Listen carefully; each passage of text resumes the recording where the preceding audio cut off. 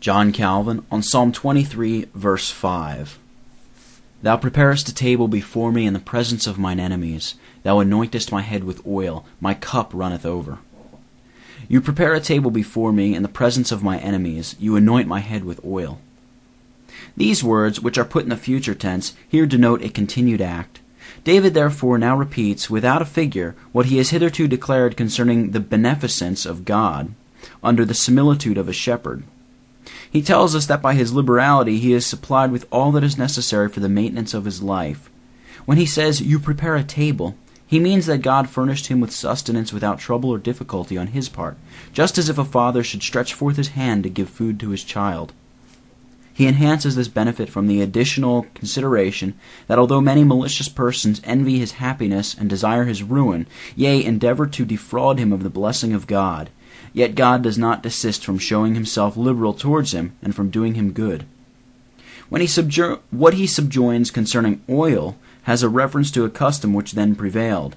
We know that in old time ointments were used at the more magnificent feasts, and no man thought he had honorably received his guests if he had not perfumed them therewith.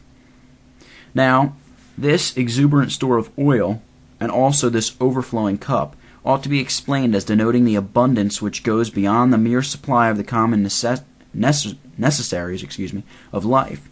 For it is spoken in commendation of the royal wealth with which, as the sacred historian records, David had been amply furnished. All men, it is true, are not treated with the same liberality with which David was treated, but there is not an individual who is not under the obligation to God by the benefits which God has conferred upon him, so that we are constrained to acknowledge that he is a kind, liberal Father to all his people. In the meantime, let each of us stir himself up to gratitude in God for his benefits, and the more abundantly these have been bestowed upon us, our gratitude ought to be the greater. If he is ungrateful who, having only a coarse loaf, does not acknowledge in that the fatherly providence of God, how much less can the stupidity of those be tolerated who glut themselves with the great abundance of the good things of God which they possess, without having any sense or taste of his goodness towards them?